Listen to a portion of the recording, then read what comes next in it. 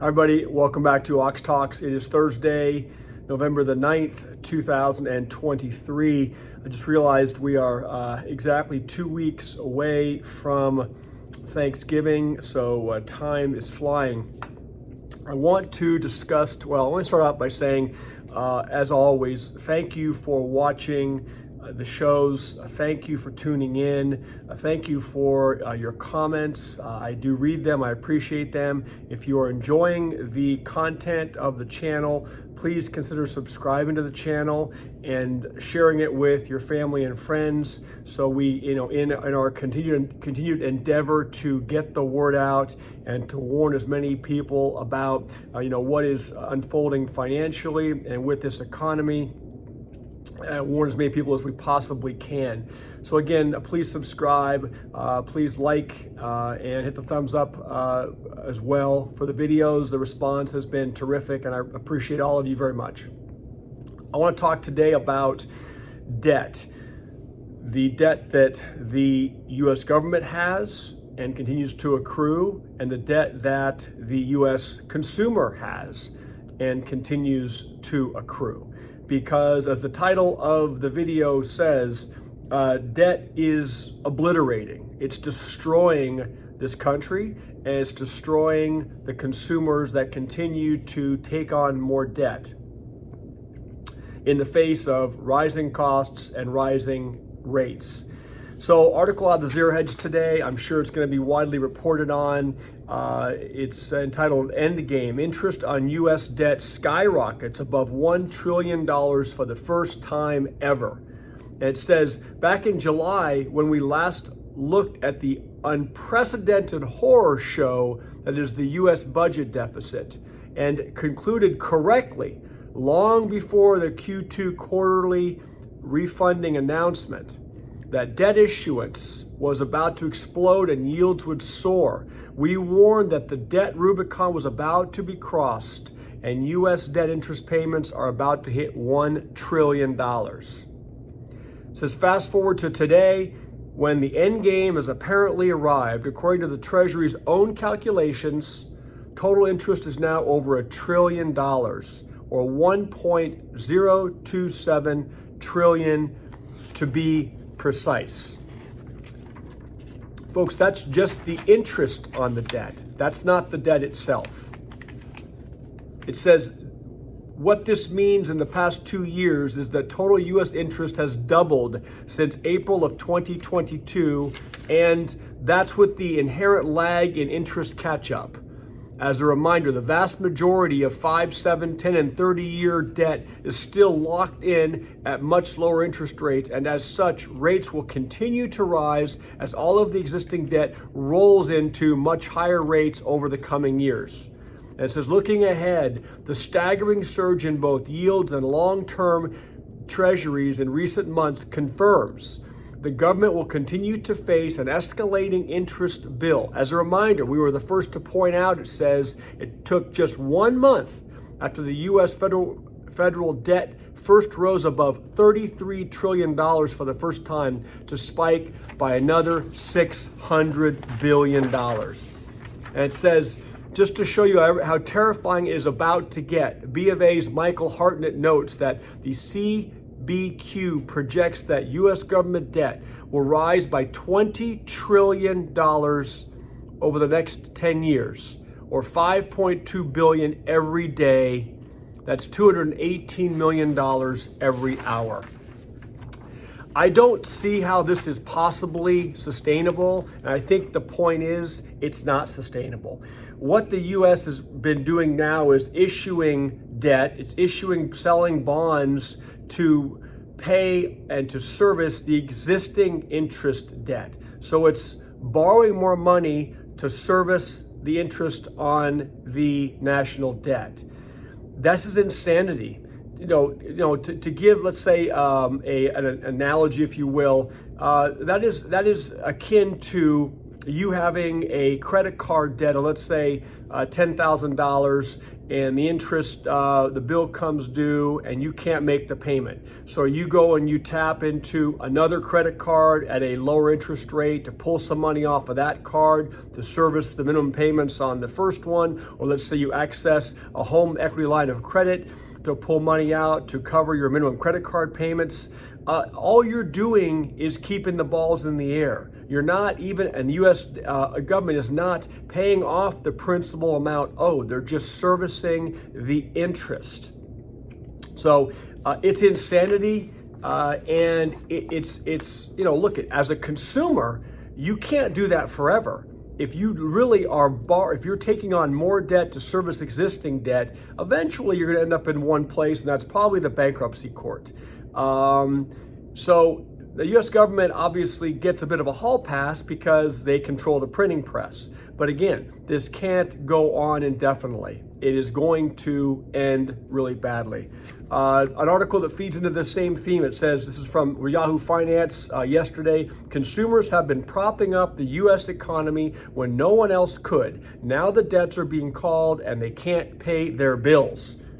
It says the U.S. economy remained resilient in the aftermath of the pandemic, thanks to Americans' sheer will to spend. Well, and thanks to the fact they were getting a bunch of free pandemic money. But it says debts are ticking upward, and many are running out of cash reserves to pay their bills. According to a report published by the Federal Reserve Bank of New York on Tuesday, Americans now collectively owe $1.08 trillion on their credit cards, the highest amount ever documented. In 3 months to end September, credit card balances increased by 4.7%, or $48 billion, the report revealed, making the biggest quarterly leap in credit card debt since the records began in 1999. It says, consumers are indeed struggling to meet their credit card repayments, the New York Fed's report showed, with delinquency rates on the rise. A growing reliance on credit cards, it says, and difficulties paying balances back could spell trouble for the wider U.S. economy, which has been leaning heavily on consumers over the past couple of years. However, for many high-profile market watchers, it becomes a question of when, not if, consumers will become more reluctant to splash their cash, it says, and receiving increasingly big credit card bills every month could weigh on sentiment. You sure it's going to weigh on sentiment. If you can't pay your bills and you're going to work every day, getting up on the first of the month, knowing that you're going to work that 30-day period of time and you're not even going to make enough money to service your existing obligations. You're not going to obviously be able to save any of that money or put any of that money away to invest it, to save it for a rainy day or some emergency. And the article concludes by saying, there's probably a more troubling explanation. An increasing number of consumers are being forced to use their credit cards just to make ends meet. And we know that. Obviously, the cost of everything has gone up. That's out of our control. But when you have existing debt, you're taking unnecessary vacations, you're doing unnecessary things, you're buying unnecessary luxury items, that's compounding the problem. And I'm not saying everyone is doing that. I see a lot of comments in my videos where a lot of people are just making enough to make ends meet, or they're coming up short, and they're not spending frivolously. So I understand there's a huge amount of the population that is not being irresponsible and just is not making enough to make it. And I truly feel for those people, because I think it's probably going to keep getting worse into the coming year and maybe next couple of years. It says data from the U.S. Bureau of Economic Analysis shows that the personal saving rate, which measures how much of their disposable income Americans are saving, has been steadily declining in recent months, falling to 3.4% in September. Listen to this. In April of 2020, it hit an all-time high of 32%. So that is a catastrophic decline in the savings rate of the American consumer. And lastly, I'll address This article from Zero Hedge says retailers expecting weaker holiday season. We've been addressing that on a couple of the shows, but this, raised some additional points which I think are important for all of us to know. And it says amid the early holiday shopping season, listen to this: retailers have cut 72,182 jobs through October. That's a 258% increase from the 20,191 jobs eliminated in 2022. According to a new report from Challenger, Gray, and Christmas. This marks the most significant number of job cuts since retailers cut 179,250 jobs in October of 2020. So this is coming at the worst possible time. Usually retailers are gearing up for the holidays. They're hiring those extra workers to help cover the additional flow of traffic, but you don't have the traffic flow. You don't have the consumers being able to purchase things like they once did and spend money, and therefore these retailers are doing the opposite. They're actually cutting the amount of employees. It says, for now, consumer and corporates still have access to credit, but it's getting harder and more expensive.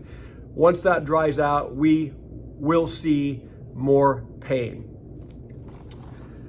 So the point is that we're heading in the wrong direction. As a nation, we continue to incur debt at an alarming rate. We're now up basically over $1 trillion a year in just interest. The same thing's happening with the consumer. They're going in the wrong direction. They're getting squeezed from all sides. Savings are depleted. Pandemic money's dried up. And so folks, we need to pay attention to this, do everything you possibly can to tighten things up, rein in the spending if you can. I know for a lot of people, you're already worn down to a nub and every dime you make is going to necessities. I understand. But we have to do the best we can and put one foot in front of the other. Lastly, I wanted to give a little tribute to today. Yesterday would have been my late grandmother's 103rd birthday. Some of you see this duck behind me. A couple people have commented on that. That is a piece of art that she created. I called her Nan. I was very close to her, and she passed away about 10 or 11 years ago now. She was almost 94 years old, I believe, or maybe she was 94. Lived a great life. And thank goodness I was able to enjoy her and have her around until my, adult years. But, she created that piece of art, and I've had that with me, for a long time since she gave it to me. She actually got me into art many, many years ago when I was, in grade school, and she was able to help me tap into that creative side. Unfortunately, you get into to the legal profession and it kind of stunts your creativity a bit. I think the analytical side of things is inconsistent with creativity, unfortunately, and often is the respect. But I wanted to pay her tribute because I think about her every day. I remember when I was in 5th grade, we used to have my grade school was just up from her house at the time, and I couldn't wait till the weekends came around because I would walk down to her house and I would spend a couple nights with her, maybe a couple weekends a month, and she would always have treats, and we would sit and watch movies together. And I remember I would always save my coins, my nickels and dimes and quarters, and she would save her coins, and I would go over to her house and I would roll these coins. Maybe that's where I got my fixation with stacking coins. But you have someone in your life that's very influential like that, and it's important that you cherish those people and you respect those people, and when they're gone, obviously you keep them in your memories, and you build on strength that others have given you over your lifetime. We're coming into some really challenging times right now. I think we all can see that. The ones that cannot see it are simply ignoring it. They don't want to understand reality, or they're just so oblivious that they have no concept of what is happening. But we do. And again, I appreciate all of you for watching. Thank you for letting me give a shout out to my Nan. And lastly, let's just briefly touch on fitness. Please get your walking in today, get your exercise in, get some steps in, even if that means walking in your office or going out for a walk outside your house. The sit-ups and the push-ups are important to keep some strength, to keep building some muscle. And hydration, as we always talk about, is key. I won't harp on it too much today, but I get my workout in every day. I take one day off a week just to rest, but I think that we all need to be doing that during these very, very difficult times and challenging times. That being said, hope I didn't go too long. We're right about 15 minutes. Again, thank you all very much for watching, and I'll see you tomorrow. Bye.